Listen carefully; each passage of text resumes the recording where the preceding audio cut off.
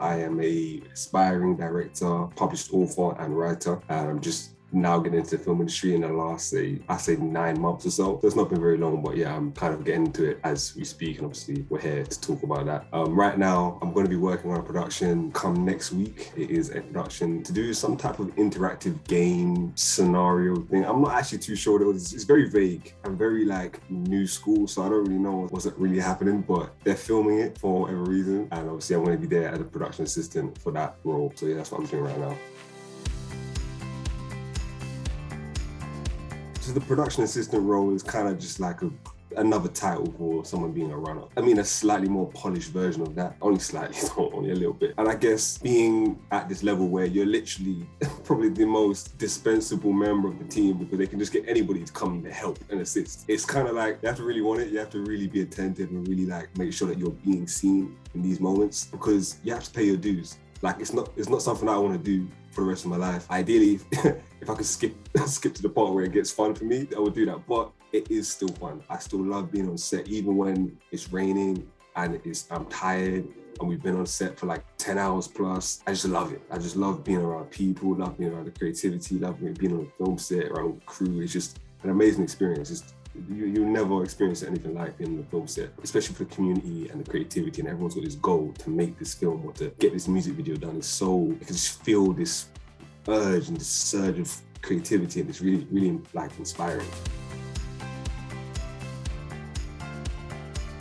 The hardest part of being in new roles and starting out is definitely getting familiar with all the terminology and getting used to people's workflow, because people work a certain way, and some people work really quickly and they're really precise. Some people are more laid back, they let the day unfold how it's going to unfold, and they're more susceptible to like things happening as they naturally would if you're just creating something by yourself.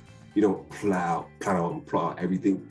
So it's getting to grips with people's workflows and making sure that you are not the person that they look at and say, why are they not doing anything? Like, don't be that person. That's the last person you want to be on set, especially when you're at the lowest level you could be. But again, it's just making sure that you're attentive, making sure that you're aware, because these things move so quickly and the days move so quickly. You don't want to be left behind mentally or physically. Like, you want to keep up as much as you can. I previously published a book in 2021, which is last year. Oh wow, still quite soon. Yeah, so I published a book. It was going all right for a while. And then halfway through last year, the company went bust and they basically had to give me back the rights to my book, technically unpublish it. And I was really down. I was like, I spent so much time and energy trying to get this book to be something. And then like, it didn't happen the way I thought it was gonna happen.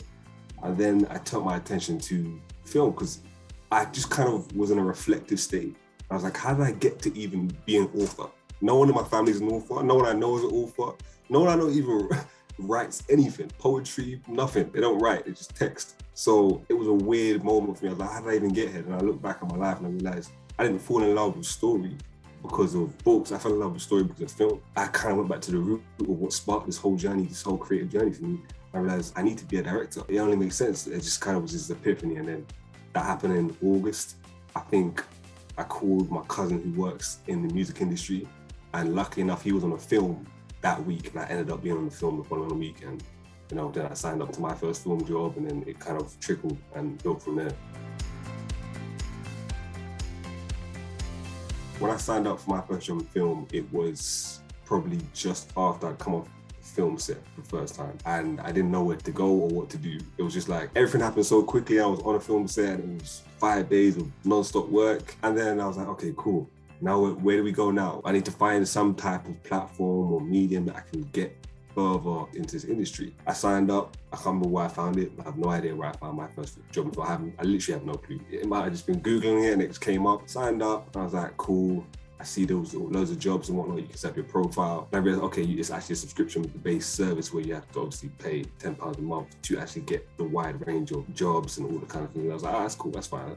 It's my future, I didn't care. It's £10 a month. It wasn't that bad. And my favorite feature of my first job in film is therefore the experience tab. Because on your CV, naturally, you kind of don't want to clog up your CV with a load of job roles that you've been to in the last 5 years. you want like 3 or 4 of your main ones, like flagship jobs. So with my first job in film, it was like I could put all of the relevant information in here and everyone can see everything I've done and it doesn't feel cluttered because it's for this purpose. And I feel like that was one of the crowning features that I kind of enjoyed the most.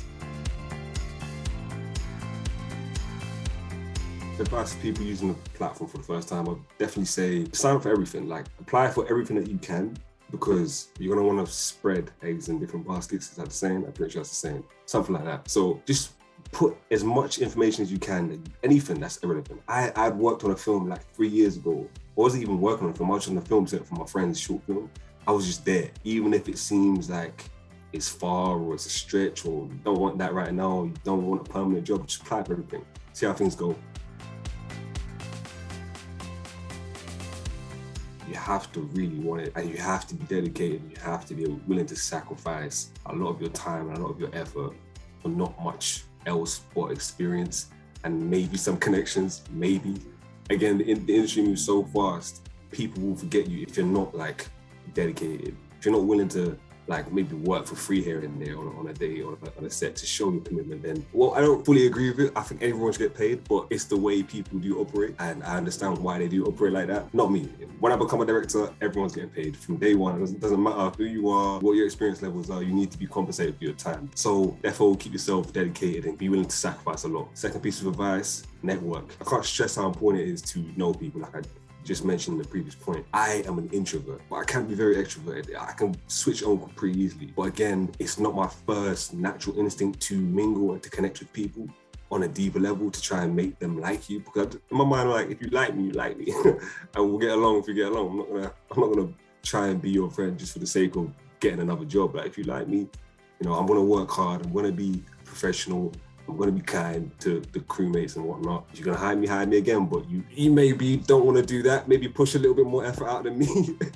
Maybe make yourself available, make yourself known, because that probably was one of my mistakes early on. I didn't make myself as known because I was just trying to get my feet, trying to understand everything that was happening on the set and, you know, in the industry. That piece of advice, be patient above everything else. Because roles are going to come and go and you're going to sign up for something, you're going to get a job for one company and then you won't get another job for a little while. Just be patient. It's going to happen and you just need to, you know, maintain that full process that's going to happen. It's going to be fine. I want to get to, just be patient.